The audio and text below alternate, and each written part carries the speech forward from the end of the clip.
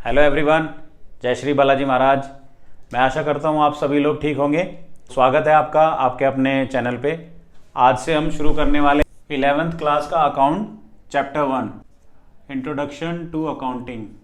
जैसा कि जो बच्चे अभी 10th पास करके अभी 11th में आए हैं उनके लिए ये एक नया ही सब्जेक्ट है, बट ये मैं आपको क्लियरली बता देता हूँ, अकाउंट्स एक बहुत ही प्यारा सब्जेक्ट है और स्कोरिंग सब्जेक्ट भी है। अगर आप इसको अच्छे से करेंगे तो आपके 11th में 12th में मार्क्स काफ़ी अच्छे आएंगे।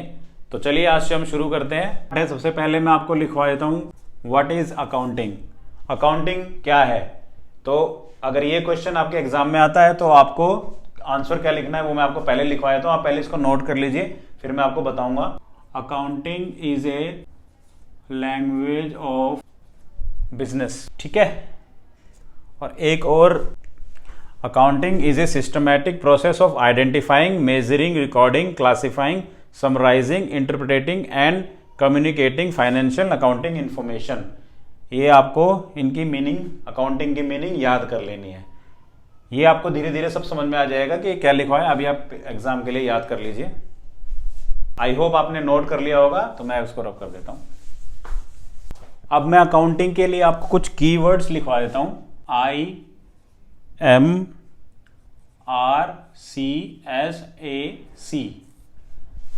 ये अकाउंटिंग के कुछ कीवर्ड्स हैं, इनको आप जरूर याद कर लीजिए। I stand for identifying of financial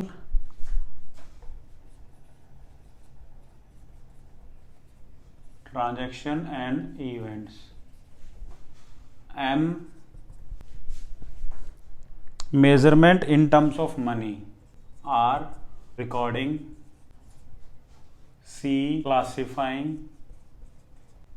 S summarizing। A Y analysis and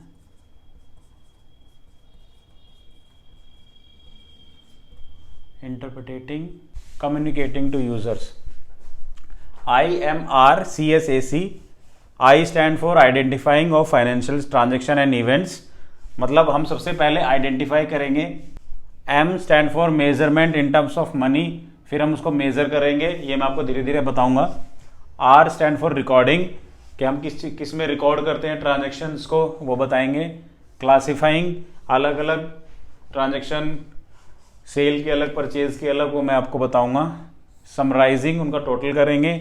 analysis and interpreting and C communication to users. ठीक है, ये आप नोट कर लीजिए, ये काफी इंपॉर्टेंट है। जो हमारा फर्स्ट चैप्टर है उसमें हम इन्हीं चीजों को पढ़ेंगे, ठीक है।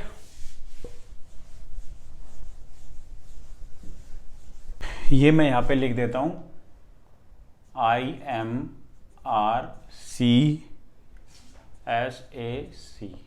फर्स्ट है इसका I stand for identification of financial transaction and events. इसमें आइडेंटिफिकेशन का क्या मतलब है? आइडेंटिफिकेशन का मतलब है पहचान करना। Transaction and events. फाइनेंशियल का मतलब है बिजनेस। बेसिकली बिजनेस में क्या क्या ट्रांजैक्शन हुई है हम उन ट्रांजैक्शंस को पहचानेंगे। ट्रांजैक्शन का मतलब होता है कुछ होना। इवेंट्स का है रिजल्ट ऑफ ट्रांजैक्शन।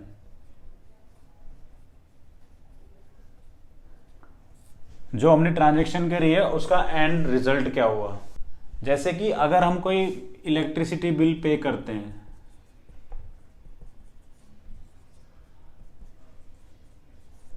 कोई इलेक्ट्रिसिटी बिल पे किया, अगर वो हमने होम का किया है या एक हमने बिजनेस का किया है, तो हम यहाँ पे होम को कंसीडर नहीं करेंगे, बिजनेस को कंसीडर करेंगे, ठीक है। मीन्स कोई भी ट्रांजैक्शन जो बिजनेस के लिए की जाती है, या फिर कोई फैक्ट्री का हमने रेंट पे किया। बेसिकली पहले हमने पहचान कर ली कि हमने क्या किया। तो हमने एक इलेक्ट्रिसिटी बिल पे किया है, फैक्ट्री का रेंट दिया है। I stand for identification of financial transaction. उसमें आपको पहचान करनी होती है कि आपने क्या किया है, किस चीज की ट्रांजैक्शन है, बिजली का बिल पे किया है या फैक्ट्री का रेंट पे किया है, ठीक है। Second M, measurement in terms of money. अब हमने फैक्ट्री का बिल तो पे किया, फैक्ट्री का रेंट पे किया, इलेक्ट्रिसिटी बिल पे किया, पर कितना किया, मॉनेटरी टर्म में हमने कितना बिल रेंट पे किया, तो वो हम यहां पे पता करेंगे कि कितना पे किया। सपोज हमने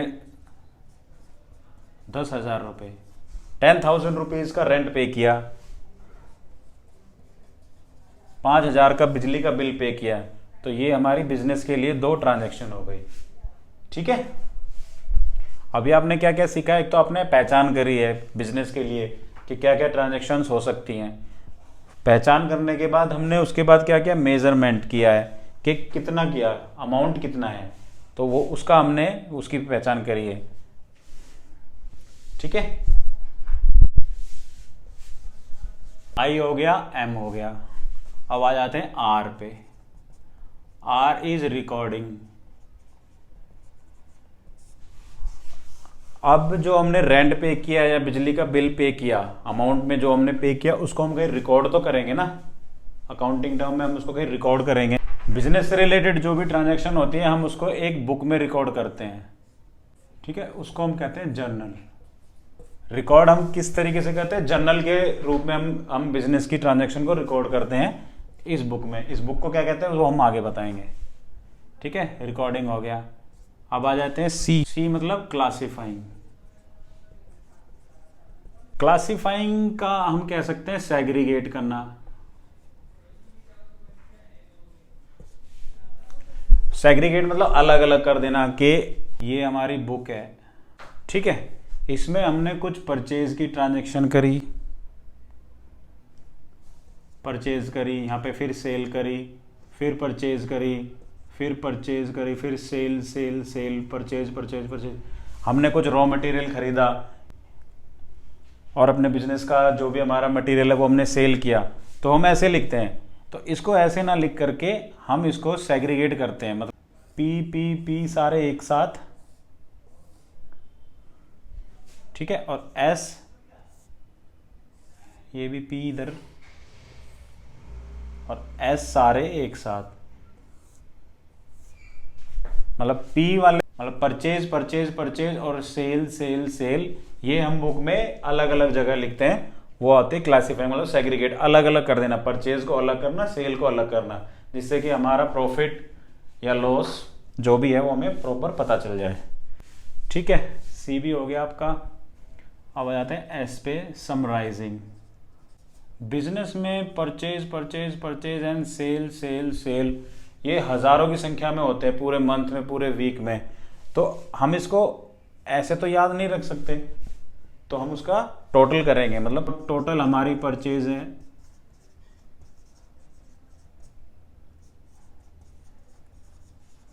30,000 की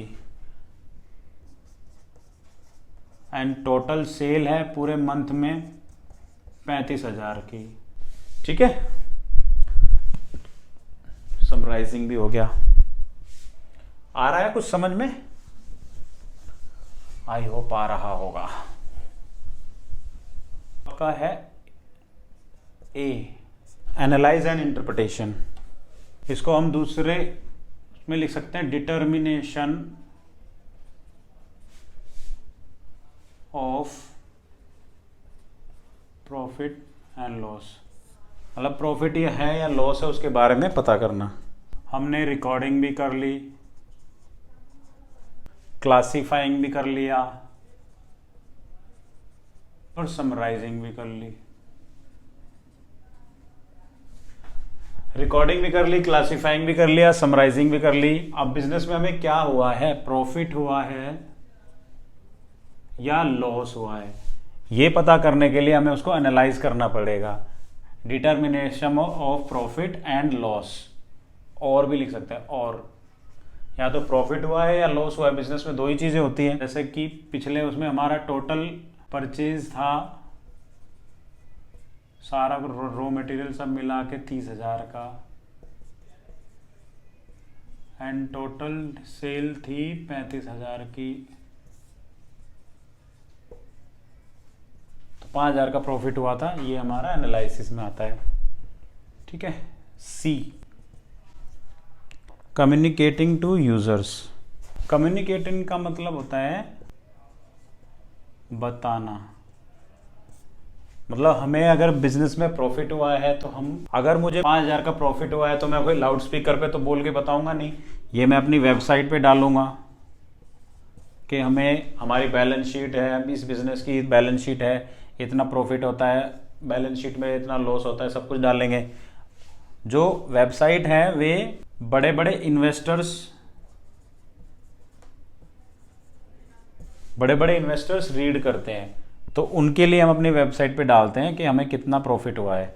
क्योंकि अगर हमारी कंपनी प्रॉफिटेबल होगी तो तभी कोई इन्वेस्टर इन्वेस्ट करेगा। ठीक है,